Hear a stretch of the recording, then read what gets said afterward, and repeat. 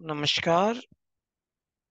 BEd second semester के लिए pedagogy of general science के अंतर्गत आज हम वैज्ञानिक विधि यानी साइंटिफिक मेथड पर चर्चा करेंगे। तो हम बात करते हैं वैज्ञानिक विधि। वैज्ञानिक विधि क्या है?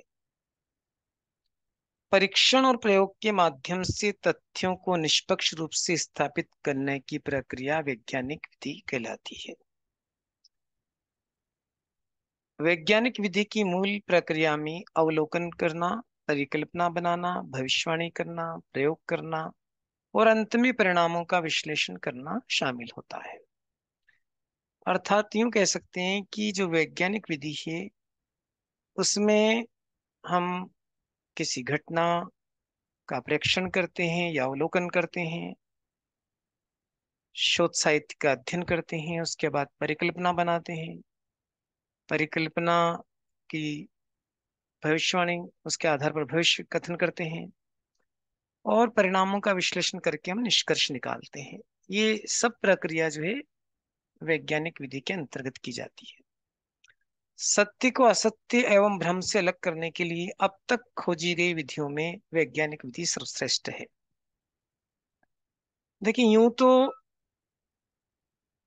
अनुसंधान विधि या खोज विधि एक ह्यूरिस्टिक विधि है, पर वह भी इस वैज्ञानिक विधि का एक भाग है ना।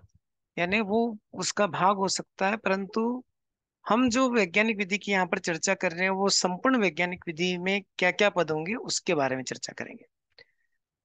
अब वैज्ञानिक विधि के जनक कौन है? तो सर फ्रांसिस बेकन को आधुनिक विज्ञान विधि का जनक माना जाता है। उन्होंने सन 1620 में इस पद्धति का प्रस्ताव रखा था। आप ये चित्र जो देख रहे हैं ये फ्रांसिस बेकन का है, जिनका जन्म लंदन में हुआ था। और महारानी एलिजाबेथ के समय अ, जो फ्रांसिस बेकन है, ये इन्होंने विज्ञान दर्शन दिया था और वैज्ञानिक विधि को जो है इन्होंने रखा था।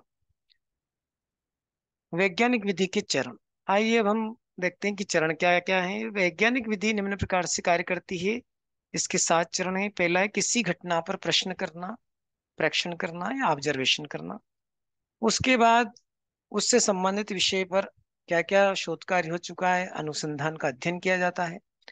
फिर हम परिकल्पना तैयार करते हैं। परिकल्पना के आधार पर कुछ भविष्य कथन किए जाते हैं या भविष्यवाणी की जाती है। फिर हमने जो परिकल्पना ली है उससे संबंधित प्रयोग करते हैं, उनसे प्राप्त आंकड़ों को इकट्ठा करते हैं, आंकड़ों का संग्रहण करते हैं और जो आंकड़े हमने प्राप्त किए उन आंकड़ों का विश्लेषण किया जाता है। उससे जो निष्कर्ष निकाला जाता है उसके आधार पर हम प्रतिवेदन तैयार करते हैं, शोध पत्र तैयार करते हैं, जिसको हम रिसर्च पेपर कहते हैं।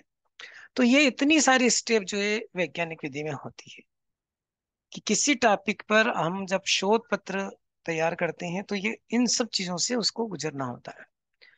वैज्ञानिक विधि के चरण को प्रदर्शित करने का चित्र के रूप में ये तरीका हो सकता है कि पहला पद यहाँ पर दर्शाया गया है, घटना पर प्रश्न या प्रेक्षण करना, अनुसंधान क्या हुआ है पूर्व में, परिकल्पना आपने क्या बनाई है, परिकल्पना के आधार पर हम भविष्यवाणी या भविष्य कथन कैसे करते हैं। उसके बाद हम आंकड़ों का संग्रहण करते हैं, प्रयोग से जो आंकड़े प्राप्त होते हैं उन आंकड़ों का फिर विश्लेषण करते हैं, जिसको डाटा एनालिसिस कहते हैं। फिर हम निष्कर्ष निकालते हैं और प्रतिवेदन तैयार करते हैं। तो ये इस प्रकार एक चित्र आप बना सकते हो। वैज्ञानिक विधि की क्या क्या विशेषताएं हैं? तो विज्ञान में नियोजित वैज्ञानिक विधि गणितीय और प्रयोगात्मक तकनीक पर आधारित है। तो पूरी तरह से जो ये तकनीक है ये एक तरह से वैज्ञानिक विधि के की प्रक्रिया में आते हैं। दूसरा, विशेष रूप से ये वैज्ञानिक परिकल्पना के निर्माण और परीक्षण में उपयोग की जाने वाली तकनीक है। यानी इस विधि का उपयोग हम वैज्ञानिक परिकल्पना का परीक्षण करने में करते हैं। यह विधि वैज्ञानिक अनुसंधान में उपयोगी है, यानी रिसर्च और डेवलपमेंट में ये विशेष रूप से उपयोगी विधि होती है। वैज्ञानिक विधि को विज्ञान के अलग अलग क्षेत्रों जीव विज्ञान, रसायन विज्ञान, भौतिकी, खगोल विज्ञान, पृथ्वी विज्ञान आदि सभी में जो है व्यापक रूप से लागू किया जाता है। और पांचवी विशेषता है कि वैज्ञानिक विधि के सिद्धांतों को विज्ञान और प्रौद्योगिकी सहित कई व्यावसायिक क्षेत्रों में भी लागू किया जा सकता है। तो इसी कारण से जो है वैज्ञानिक विधि जो है अत्यंत महत्वपूर्ण मानी जाती है। और इसका आर्थिक एवं राजनीतिक, सामाजिक सभी क्षेत्रों में जो है विश्लेषण करने में, अनुसंधान करने में इसका प्रयोग किया जाता है। इस प्रकार हम ये कह सकते हैं कि वैज्ञानिक विधि अत्यंत महत्वपूर्ण विधि है। धन्यवाद। और आप इस प्रकार से जो है इस विधि को समझ करके तैयार कर सकते हो। Thank you.